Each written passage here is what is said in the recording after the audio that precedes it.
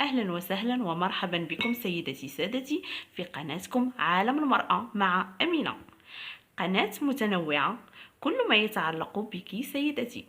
لا تنسوا الاشتراك بالقناة وتفعيل خاصية الجرس ليصلكم كل ما هو جديد. بسم الله على بركة الله. اليوم سوف أقدم لكم وصفة غاية في الروعة لتبييض وتفتيح البشرة مع إزالة البقع السوداء بمواد بسيطة ومتوفرة في كل بيت. سوف تلاحظون الفرق بشكل ملحوظ من أول تجربة.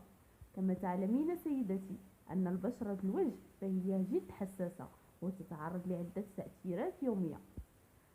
إليك الحل لتخليصك من كل المشاكل التي تزعجك. على بركة الله، لتقديم الوصفة ديالنا نحتاج إلى حبة طماطم وحمضة واحدة والقليل من السكر سنيدة، ولكن الاختيار سيدتي في استعمال السكر البني. وإليك طريقة الاستعمال. بسم الله على بركة الله. غادي نبداو الوصفة ديالنا.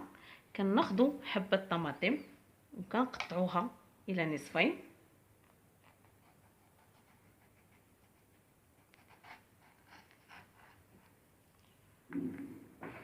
والنصف الآخر كنضيف إليه السكر بهذه الطريقة.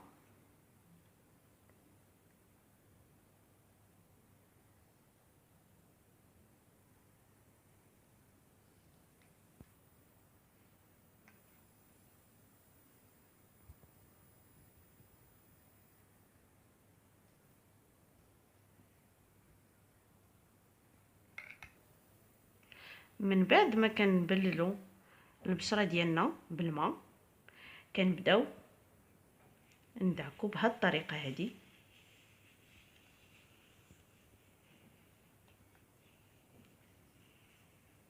جد سهلة جدا.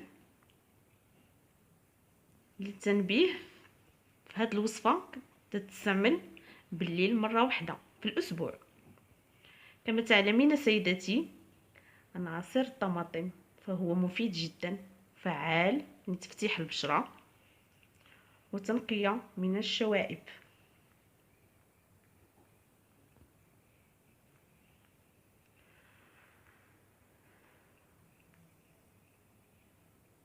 فكنبقاو ندعكو حتى كنقشرو البشرة حتى كيزول القشر الميت.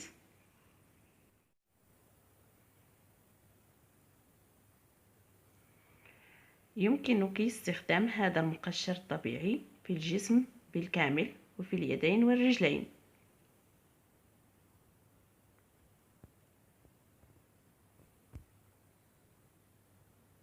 وبعدها تقومين بغسل بشرتك بالماء.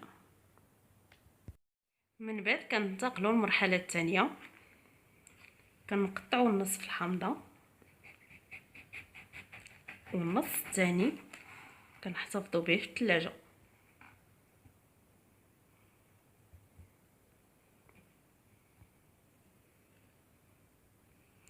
من بعد كناخذوا القدح، كناخذوا المحكة، كنحكوا النصف الثاني ديال المطيشه،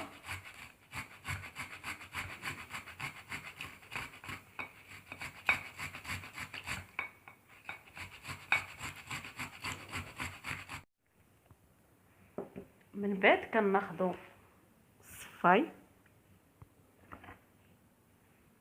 وواحد السليفه ونصفيو.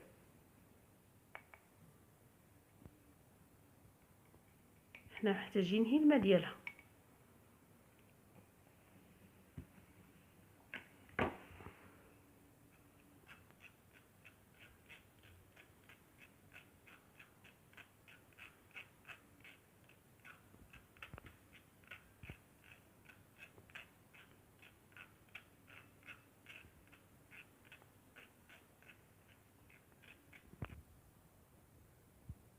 من بعد ما صفينا الطماطم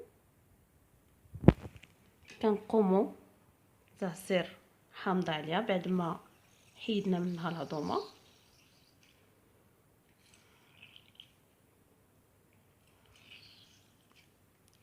تنقوم تحريك الماء من الليمون مع الطماطم حتى كينسجم لينا الخليط.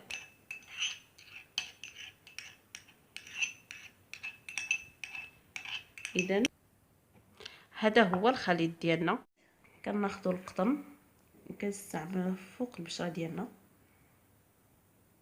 بحال هاد الطريقه. تركزوا على الاماكن اللي فيها البقع السوداء.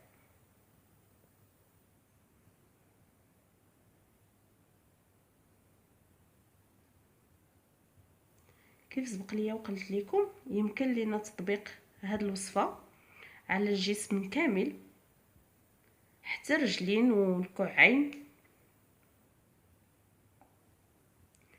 النصيحه لك في هذه الوصفه كتستعمل مره واحده، ما تحتفظيش بها في الثلاجه فتيولي التاثير ديالها سلبي على البشره. تتركوا هذه الوصفه على البشره لمده 25 دقيقه او نصف ساعه.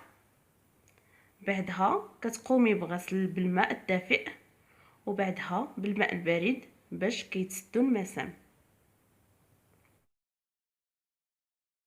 سوف تلاحظين سيدتي التغيير الملحوظ من اول استعمال. كما تشاهدون اليد التي وضعت عليها الوصفه فهي ناصعه ورطبه عكس اليد اليمنى. اسفه على ازاله ضوء الكاميرا فقط لاريكم الفرق. استعملوها نهاريه ونهار لا. إلى هنا نصل إلى نهاية الحلقة. أتمنى أن أنال إعجابكم. سوف أقدم لكم في الحلقة المقبلة وصفة جيدة لتبييض الأسنان.